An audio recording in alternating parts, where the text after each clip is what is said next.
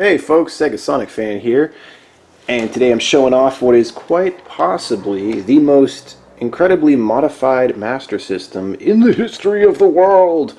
This is actually a Japanese Master System, and yeah, I got a request from somebody to do a bunch of mods to this, and I've included a bunch of motherboards I've designed, or PCB boards, and there's a total of 4 PCB boards inside of this thing now. There's my Unigen board, my new S-Video CXA 1145 board, my multi-use DIY board, as well as Arcade TV's RGB output board. I can explain the benefits of each board. Maybe I'll do that at the end of this video. First, I just want to show off what makes it so special. So first off, I have a Genesis controller plugged into this here. And it's the same type of port, but you can't normally pause if you're using a Genesis controller in a Master System. However, as you see, the game's paused right now, and I'm going to unpause it here, try to take down this boss. I'm playing Fantasy Zone 2 here. Now, if I pause it, and if I hold left, and I unpause it, you'll see I now have autofire. Or maybe you can hear it depending on what the video quality is actually like. Autofire helps a lot, especially in this particular game. And that's how I've gotten this far. Oh man, I'm still going to die soon. So that's from the Unigen board, by the way. That's my built-in autofire feature, and that gives you autofire plus the ability to pause the game, which is pretty nice.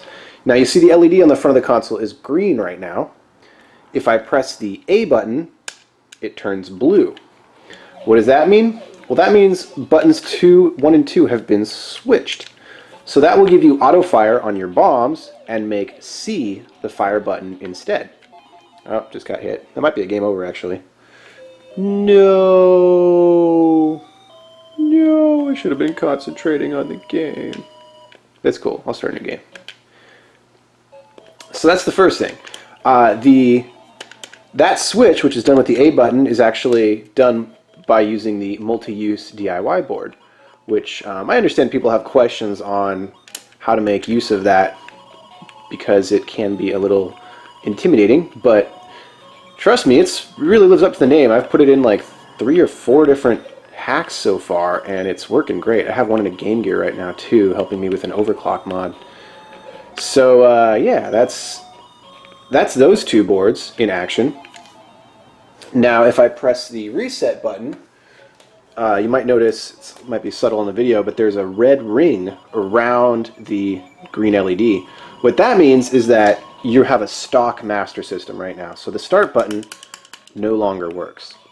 The reason why I might do that, you might be wondering, it's because that way you have backwards compatibility support with your light gun games and your sports pad games and whatever weird peripherals you might need for you know, unique games. And the reason for that is because pin 7 uses the TH signal, and that's what we're swapping there when we hit that button. So in addition to that, of course, there is the S-Video output, which has been added. This is actually playing in S-Video right now, and maybe I'll scooch the camera forward. We'll see if the camera will pick up the difference in quality. It might be hard, but give it a shot. Scooch up here.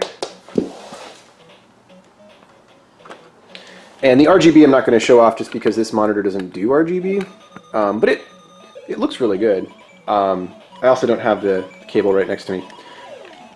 So let's go ahead and switch this to composite. This is my test monitor, by the way. It's an amazing piece of crap. I don't recommend it.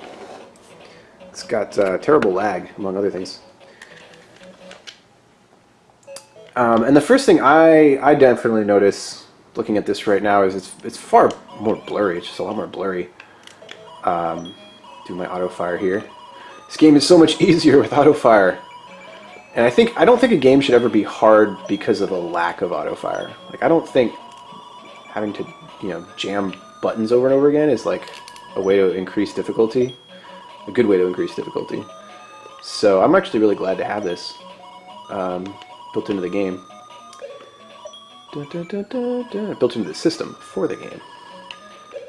Fantasy Zone 2 is awesome. Okay, so now we'll, oh, it's interesting. You can't actually pause in this part of the game when it's going to the boss, and then you can pause. It's kind of an interesting use of code. So, yeah, if we zoom in here, let's see if maybe we'll get a better idea. And then we'll switch over to the S video. And you should be able to see that's a lot more crisp. Hopefully the video is picking that up. It's going to be more pronounced in your reds. This tree boss is kind of a reddish brown, so it helps a little bit. But your Opa Opa red is definitely going to be more pronounced.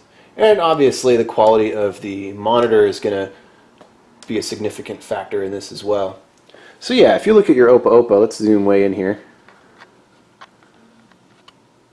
See if it'll autofocus. I apologize for the shakiness. Come on, focus. Focus, little camera. Nope, not quite. Aren't you lucky that I'm not going to edit any of this out? Because I'm way too lazy for that. Aren't you lucky?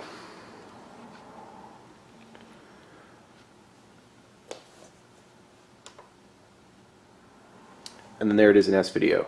It's a lot crisper, but I don't know if my camera's showing that necessarily. Anyway, that's it for this modification. I'm going to post some pictures. I'll post a link to my my photo account. You can check out the pictures of the boards inside this thing. All the boards are for sale right now.